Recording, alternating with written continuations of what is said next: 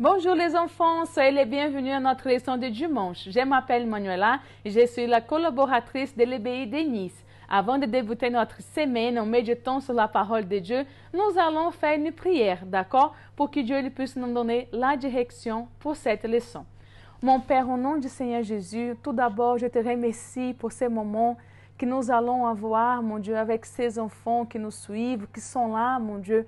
Bénis ces moments que nous allons avoir, mon Père, en méditant sur ta parole. Que chaque enfant, mon Dieu, puisse sortir d'ici, mon Père, avec la force pour mettre tout ce qu'ils vont apprendre aujourd'hui en pratique. Gérons cette leçon ainsi que la vie de chaque enfant entre tes mains, au nom du Seigneur Jésus. Amen. Et en parlant de la leçon de la semaine dernière, je vais vous demander, est-ce que vous avez pris du temps pour écrire sur votre cahier, sur une feuille et coller à votre cahier, la question que nous vous avons demandé la semaine dernière? Est-ce que vous vous rappelez de la question? Je vais vous la montrer. Regardez, mon cahier, il est aussi là avec moi. Regardez. Et ma question avec ma réponse. J'ai écrit « Qui est Dieu pour moi ?»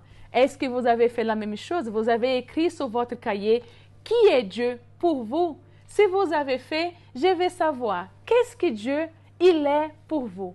Qu'est-ce que Dieu représente pour vous. Partagez avec nous ce que vous avez répondu. Partagez cela avec nous, d'accord?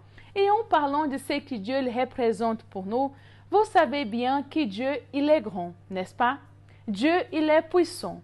Il connaît toutes choses. Dieu connaît notre futur. Oui ou non?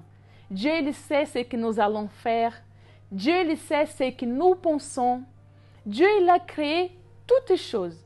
Il a créé le monde avec la discipline et l'ordre.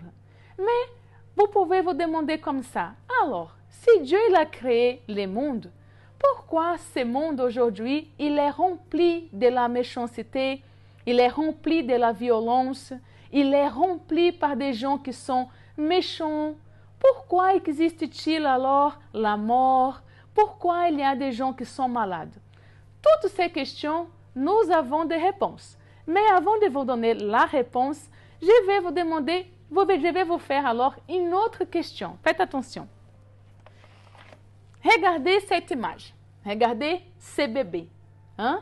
Il est si mignon, n'est-ce pas? Répondez-moi, est-ce que ce bébé, vous pensez que ce bébé peut faire du mal à quelqu'un? Hein? Regardez bien ce bébé. Est-ce que vous pensez qu'il peut faire du mal à quelqu'un? Mais vous savez, quand il est bébé, il ne peut pas faire du mal à une personne. Mais il y a certaines personnes qui, au-delà, dès qu'ils grandissent, qu'ils sont déjà dans la phase adulte, on va dire comme ça, il y a des personnes qui sont tellement méchantes, n'est-ce pas, qui maltraitent les gens, qui mentent, qui se bagarrent, qui désobéissent, oui ou non? Alors, pourquoi alors les bébés, une fois qu'ils grandissent, ils peuvent faire des choses erronées? Est-ce que c'est la faute de Dieu si ces bébés, par exemple, grandit, une fois qu'il est grandi, ces bébés ment, ces bébés se bagarrent, ces bébés deviennent violents? Est-ce que c'est la faute de Dieu? Ou sinon, est-ce que c'est la faute des parents? Dites-moi, répondez-moi les enfants. Est-ce que c'est la faute de ses parents si une fois qu'il a grandi, il ment, il se bagarre? Hein? Je vais vous expliquer. Pourquoi alors, une fois que le bébé grandit, il fait de mauvaises choses? Tout cela a commencé dans le jardin d'Éden. Adam et Ève, ils avaient tout. Dieu avait donné le meilleur à Adam et Ève.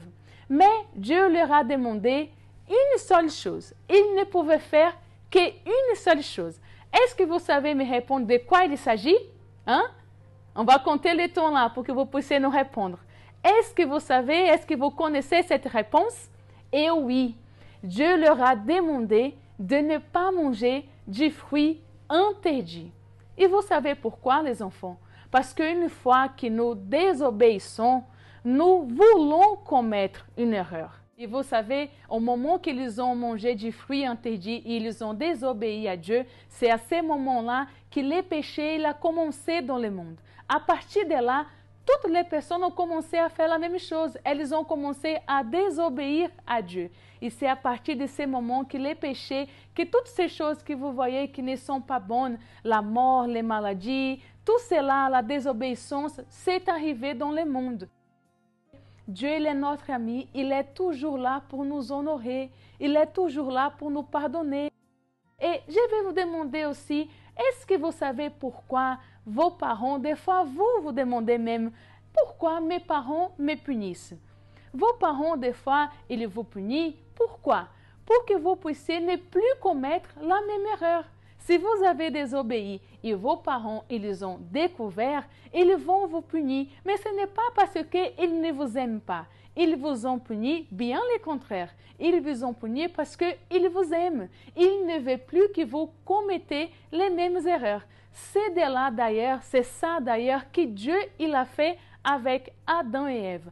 Malheureusement, à cause de leur désobéissance, il y avait des choses que Dieu lui faisait avec Adam et Ève. Par exemple, quand ils étaient dans le jardin d'Éden, Dieu, il marchait avec Adam et Ève. Oui, c'est vrai. Ils ne pouvaient pas mourir, comme je vous ai dit tout à l'heure. Mais il y a des punitions qui malheureusement sont arrivées à cause de leur péché. Vous voulez les découvrir? Donc, nous allons méditer. Vous allez prendre votre Bible. Est-ce qu'elle est là? Ma Bible est déjà là. Et vous allez ouvrir en Genèse 16, 19. Ouvrez en Genèse 16, 19. Je vais vous lire ce qui s'est écrit, d'accord? C'est à la sueur de ton visage que tu mangeras du pain, jusqu'à ce que tu retournes dans la terre d'où tu as été pris, car tu es poussière, et tu retourneras dans la poussière. Vous savez pourquoi Dieu il a dit ça à Adam? Parce qu'au moment que Adam il a péché, il a désobéi, il a été puni, oui. Et Dieu, il ne voulait plus qu'Adam et Ève commettaient les mêmes erreurs. Et c'est pour cela qu'à partir de ce moment, Adam et Ève, ils ont eu des punitions. Est-ce que vous connaissez quelles étaient les punitions qu'Adam et Ève ils ont eues? Je vais vous dire. Ève, tout d'abord, Ève, malheureusement, à cause de son péché, au moment qu'elle allait accoucher, elle allait avoir toujours des douleurs. C'est pour ça, demandez à votre maman si elle n'a pas eu de douleurs au moment lors de votre accouchement. Demandez-lui. Vous pouvez lui demander, maman, est-ce que tu as eu de douleurs lors de mon accouchement? Hein? Cela est arrivé avec toutes les femmes qui vont accoucher. Nous avons des douleurs. Ça, c'est une punition. C'est à cause d'un péché, de la désobéissance. Et Adam, comme dit écrit ici dans la Bible, comme c'est écrit, Adam, à partir de son désobéissance, à partir de sa désobéissance, Adam, il a dû commencer à travailler sur la terre pour pouvoir manger. Pour pouvoir manger, il a dû commencer à planter pour récolter. Et vous savez, à l'époque, la terre, à cause de leur péché, la terre s'était asséchée. Il ne portait plus de fruits comme avant. Donc, Adam, il a dû vraiment travailler dur pour que les fruits puissent pousser et pour qu'il puisse toujours avoir de la nourriture pour sa famille. Ça, c'est des punitions qui sont arrivées à Adam et Ève à cause de leur péché. Et je vous demande, les enfants, est-ce que vous voulez passer par là? Je suis sûre que non. Mais là, vous devez choisir. Qu'est-ce que vous voulez? Vous voulez désobéir ou est-ce que vous voulez obéir? Vous voulez toujours commettre des erreurs ou est-ce que vous choisissez obéir à Dieu et avoir les bénéfices qu'il a pour nous? Et je peux vous donner un conseil, faites toujours les bons choix. Et le bon choix, c'est d'obéir à Dieu, car il est notre meilleur ami. Et c'est pour cela que nous allons faire une prière en demandant à Dieu cette force pour que nous puissions toujours l'obéir, pour que nous puissions vraiment donner notre vie à lui et ne pas commettre des erreurs que nous pouvons commettre à chaque fois. Même si nous commettons une erreur aujourd'hui, c'est Dieu qui nous donne la force pour ne plus la commettre, pour ne plus faire la même chose. D'accord? Donc nous allons prier ensemble. Mon Dieu, je te demande, Seigneur, que tu nous donnes la force, mon Père, pour continuer à t'obéir, Seigneur Jésus. Adam et Ève, malheureusement, ils ont péché, mon Dieu. Et c'est à cause de cela que tout, mon Dieu, d'erroné s'est arrivé dans ce monde. Mais nous ne voulons pas, mon Dieu, commettre la même erreur. Et c'est pour cela, Seigneur Jésus, que nous te demandons, donne-nous la force, mon Dieu, pour que nous puissions toujours dépendre de toi, pour que nous puissions toujours t'obéir, même si des fois cela va contre ce que nous voulons, mon Dieu. Mon Dieu, aide-nous. Aide cet enfant, mon Dieu, qui écoute ces messages, mon Père.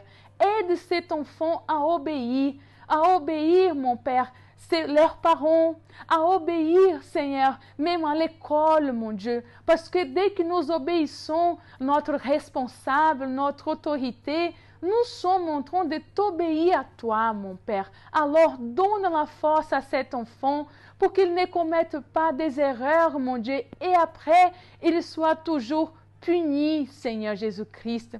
Oh mon Dieu, je suis sûre qu'à partir d'aujourd'hui, cet enfant va sortir d'ici encore plus fort, mon Dieu, pour résister au péché. Gérons la vie de chaque enfant entre tes mains, au nom du Seigneur Jésus. Amen. Amen, les enfants. Qui ici aime Dieu? Est-ce que vous aimeriez que Dieu il marche à vos côtés, comme il faisait avec Adam et Ève? Savez-vous que cela est possible? Mais il y a un petit secret. Lequel? Répondez-moi. Le secret, c'est obéir à Dieu.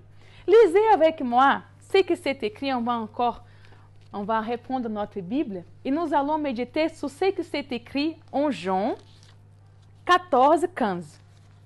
Jean 14, 15. Je vais vous lire. 15. Si vous m'aimez, regardez les enfants, c'est Dieu qui parle cela avec nous.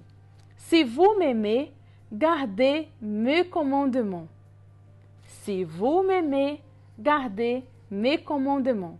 En d'autres mots, si vous m'aimez, vous devez m'obéir. Est-ce que vous voulez être puni? Je crois que non. Je crois que vous ne voulez pas être puni. Donc, si vous ne voulez pas être puni, qu'avez-vous besoin de faire? Quelle est la réponse?